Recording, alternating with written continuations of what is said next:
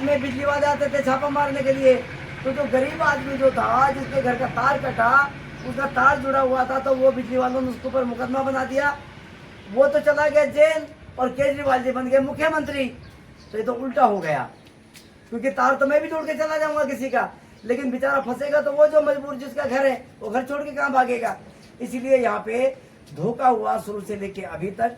और जिस भ्रष्टाचार के खिलाफ ये लड़ाई थी, जब यहाँ दिल्ली में लोग जब लॉकडाउन में जब बैठे थे, भूखे प्यासे बैठे थे घरों में, उस समय इसी सरकार ने यह ठेके चालू कर दिए थे दिल्ली के शराब के।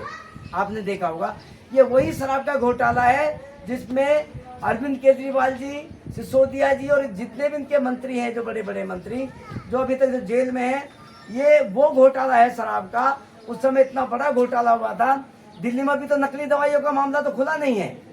अभी जो नकली दवाइयाँ जो बिक रही हैं, नकली दवाइयाँ जो आ रही हैं जो दिल्ली में, उनका तो अभी ये इसके बाद में वो मामला खुलेगा, जो अभी इसके बाद में जो ये शराब का मामला है, जिस घोटाले में ये बंद हैं लोग। तो ये भ्रष्टाचार के खिलाफ में जो सरकार बनी थी, आज वो खुद भ्रष्टाचार के उसमें जेल में है। अगर उन्होंने भ्रष्टाचार नहीं किया था तो जेल में नहीं रहने चाहिए थे, क्योंकि मैं गलत आदमी नहीं हूँ तो मुझे जेल में कोई बंद कर ही नहीं सकता पकड़ के। ये देश में जो इतनी करोड़ों की जनसंख्या है, ऐसे तो करोड़ों लोगों को बंद कर देंगे जेल वाले।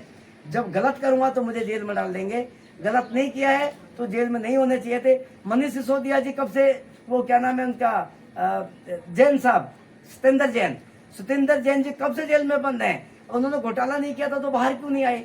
इसका मतलब गड़बड़ करी है, भ्रष्टाचार किया है देश के लोगों के साथ, दिल्ली के लोगों के साथ में। उसका न्याय जो है, हम कोर्ट पे, न्यायालय पे भरोसा रखते हैं। सुप्रीम कोर्ट, हाई कोर्ट, जितने डिस्ट्रिक्ट कोर्ट होते हैं, सब के सब एक मानव की सेवा के लिए, उसको न्याय देने के लिए बने हुए हैं। और न्यायालय कभी हो सकता है कोई गलत फैसला हो जाता हो न्यायालय से, लेकिन मैं नहीं मानता। न्यायालय सही फैसला करेगा, देश के हित में करेगा, जनता के हित में फैसला करेगा। और हम उसमें ये लोगों की आवाज़ उठा रहे हैं। हम अपील करेंगे कि देश में जब तक आप संविधानवाद की विचारधारा की सरकार नहीं बनाओगे, ईमानदार लोगों को नहीं लाओगे, जब तक ये ऐसा ही होता रहेगा। ये दिल्ली, कोई कहता है ये इंडिपेंडेंट दिल्ली नहीं है, कोई कुछ कह देता है, या बहानेबाजी चलते हैं। मैं कहता हूँ कि बहाने करने के लिए बहुत सारे बहाने आपके पास होते हैं।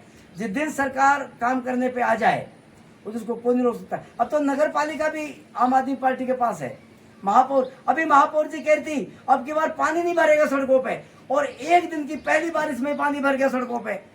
वो क्या बोलते थे उसको, क्या नाम, मिंटो ब्रिज का पता कहाँ का दिखा रहे थे, वहां से गाड़ियां डूब गई, बह गई गाड़ियां। वो कहती पानी नहीं भरेगा, और यहाँ पहली बारिश में पानी भर गया। अभी तो बारिश तो बची हुई है अभी तो पूरी की पूरी। लेकिन देश की जनता, जो दिल्ली की जनता है जी, वो केजरीवाल से तो खुश है जी। आप इतनी शिकायत क्यों कर रहे हैं? मैं भी दिल्ली की ही जनता हूँ, मैं दिल्ली की तो जनता हूँ। मैं तो सच्चाई बता रहा हूँ। जो टीवी पे जो देखते हैं आजकल, मीडिया का आदमी क्या करता है सर, मीडिया का आदमी जिससे थोड़ी सी अखबार की खबर के लिए बोल दो तो कहते हैं वो पैसे लेते हैं, अखबार वाले पैसे लेते हैं। अगर मीडिया जो सबसे पारदर्शी, जो मैं उसको बताऊंगा, एक तंत्र है, पारदर्शी तंत्र जो होता है, जनता के हित में अगर कोई असली इस देश में है तो वो मीडिया को माना जाता है। यदि मीडिया पैसे से काम करने लग जाए तो जन समस्या नहीं उठाएगी। क्योंकि यहाँ तो पैसा तो 10% जो लोग हैं उनके पास तो अरबों खरबों रुपया पड़ा हुआ है। उनके पास तो यही पता नहीं कितना पैसा कहाँ सड़ गया। जब 500 के नोट बंद हुए थे तो उन्होंने बोरों में भर भर के पता कहाँ जमुना में बहा दिए थे, गंदे पानी में बहा दिए थे। आपके क्षेत्र में इतनी समस्या है, इस क्षेत्र की समस्या के लिए कहीं आपने एप्लीकेशन वगैरह लगाई, कहीं आपने गुहार लगाया, या किसी मंत्री संतरी का घेराव किया आपने? हम ना समस्या की गुहार लगाएंगे ना घेराव करेंगे। हम सरकार को लोक सेवक के रूप में इसलिए चुनते हैं क्योंकि ये जिम्मेदारी लोक सेवक की होती है जिस दिन मैं चुन देता हूँ। सरकार तो मेरी है, मैं जनता हूँ। लोक सेवक चुना इसलिए था जिस दिन वो मेरे घर आया था पर्चा लेके। सर सुनिए, पर्चा लेके आया था, मैं ये समस्या ठीक करूंगा तुम्हारी। उसने गारंटी ली थी समस्या ठीक करने की। अब वो नहीं आया है समस्या ठीक करने के लिए, तो आपको जाना चाहिए था ना, जाए ना, करना चाहिए गए था। गए। केजरीवाल ने काम नहीं किए तो आपको ये मुद्दा कहीं भी उनके आभास पर आपको धरना देना चाहिए था। तो ये आपकी गलती रही है ना? गलती नहीं है। क्यों? अभी हमने पिछले महीने ही पिछले महीने कहा 2 हफ्ते हुए, अभी 2 हफ्ते पहले और उससे भी 2 हफ्ते पहले अभी केजरीवाल साहब को, राज्यपाल जी को, प्रधानमंत्री को, सुप्रीम कोर्ट को, राष्ट्रपति जी को चिट्ठियां लिखी हैं इसी समस्या को लेके।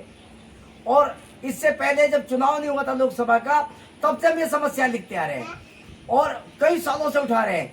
जमुना का मुद्दा हम आज से नहीं उठा रहे, 2018 से उठा रहे हैं। जमुना का छोटा सा नाला बना दिया, जो कई किलोमीटर दूर में जो जमुना फैली हुई थी, आज एक छोटे से गंदे नाले के रूप में बहती है।